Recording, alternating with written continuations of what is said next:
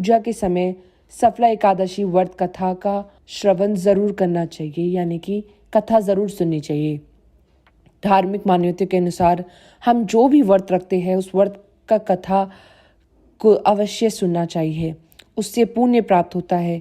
आइए जानते हैं सफला एकादशी की व्रत कथा। एक बार भगवान श्री कृष्ण से युधिष्ठिर ने सफला एकादशी के व्रत की महिमा और महत्व के बारे में जानना चाहा। तब भगवान श्री कृष्ण ने सफला एकादशी व्रत की कथा सुनाई, जो इस प्रकार है। पुष्प पुराण के अनुसार चंपावती नगरी के राजा महिष्मान थे। उनके 5 पुत्र थे, जिसमें उनका बड़ा पुत्र अधर्मी एवं चरित्रहीन था। वह हमेशा ही देवी देवताओं का अपमान एवं निंदा करता रहता था। मांस एवं मंदिरा पान करना उसकी आदत थी। उससे दुखी होकर राजा महिष्मान ने उसका नाम लुम्बक रख दिया और उसे अपने राज्य से बाहर कर दिया। पिता के इस व्यवहार से लुम्बक जंगल में जाकर रहने लगा। कुछ समय व्यतीत होते गए। उसके बाद पौष मास के कृष्ण पक्ष की दशमी की रात आई। उस दिन काफी ठंड थी, जिससे परेशान होकर लुम्बक सो भी नहीं पाया। सर्दी के मारे उसकी हालत खराब थी। अगली सुबह एकादशी के दिन वह मृतप्राय हो गया था। दोपहर के समय सूरज की किरणों से उस पर पड़ी तो उसे होश आया।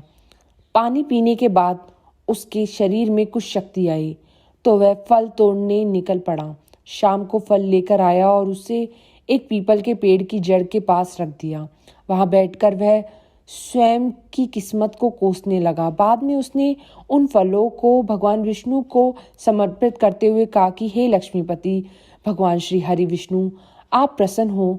और इस दिन सफला एकादशी थी और मैंने आपका व्रत ही एक तरीके से कर लिया है। लुम्बक ने जैसे तैसे पूरा दिन व्यतीत किया और रात में सर्दी के कारण सो नहीं पाया।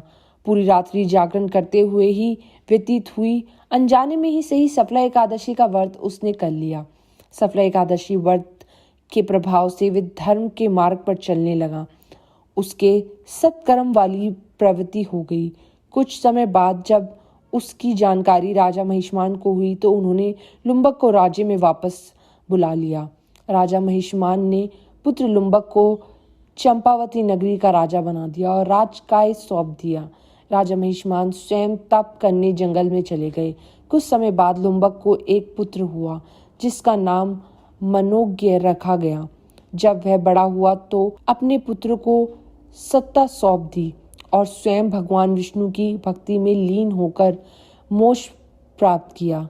उस प्रकार से सफला एकादशी व्यक्ति के कार्य सफल करती है और मोक्ष देती है। तो बोलिए सफला एकादशी माँ की जय। जय एकादशी माँ। राधे राधे। जय श्री कृष्णा।